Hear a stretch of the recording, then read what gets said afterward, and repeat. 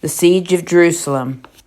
In the spring of 37 BC, Herod's long siege of Jerusalem began. In the dusty heat of midsummer, it was far underway. Herod's forces and the Roman legions had cut off all supplies, encircled the city, and encamped in the surrounding valleys, were waiting for it to surrender. Battering rams were pounding at its ancient walls. In that same dusty valley, almost 1,000 years before, David, the warrior king, had stood gazing up at the rocky fortress, then the last unconquered stronghold in the land of Canaan. From the top of their thick walls, the native Canaanites had looked scornfully down upon the Jewish army and mocked at them.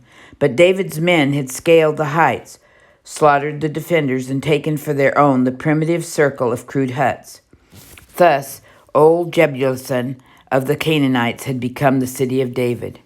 Thereafter, for almost 500 years, until the tragic exit into Babylon, descendants of David had ruled in Jerusalem and had cherished the memory of the great chief or king who had first united the 12 wandering tribes into a nation.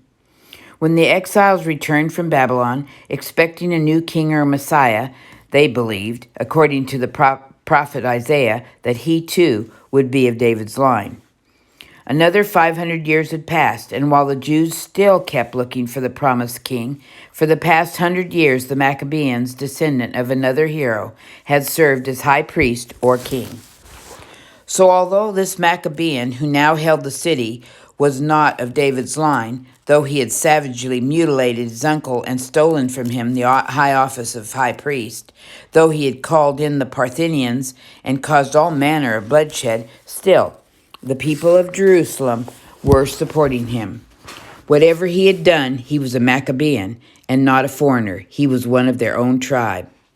Month after month they held out, while the priests kept offering up sacrifices and praying to the God of hosts that he would strike down the enemy that was pounding on their gates.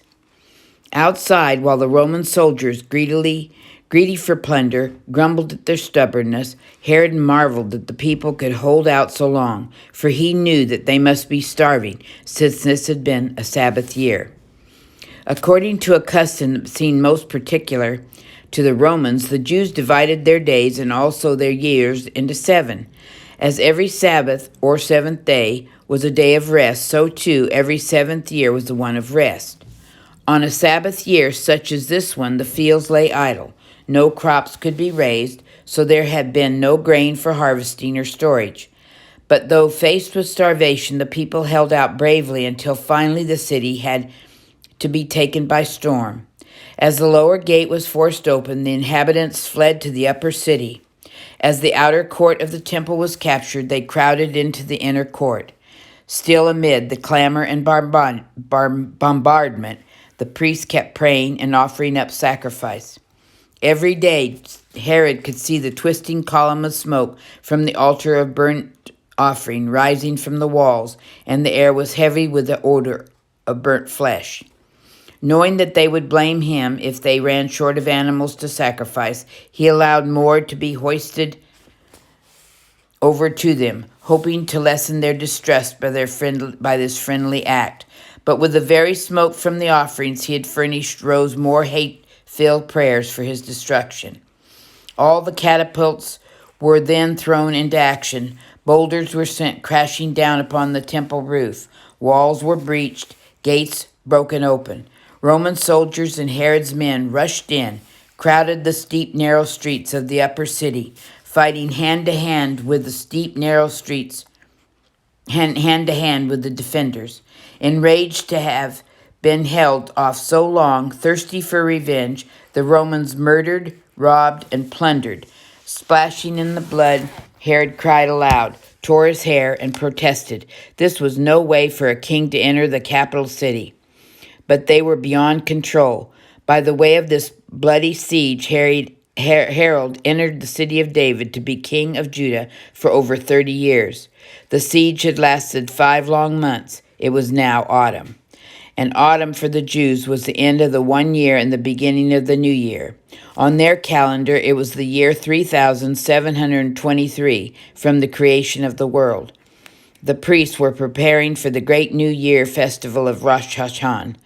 It would be followed by the most solemn fast of the year, the Fast of the Atonement, one for which crowds of pious worshippers from all over Palestine would soon be gathering in Jerusalem.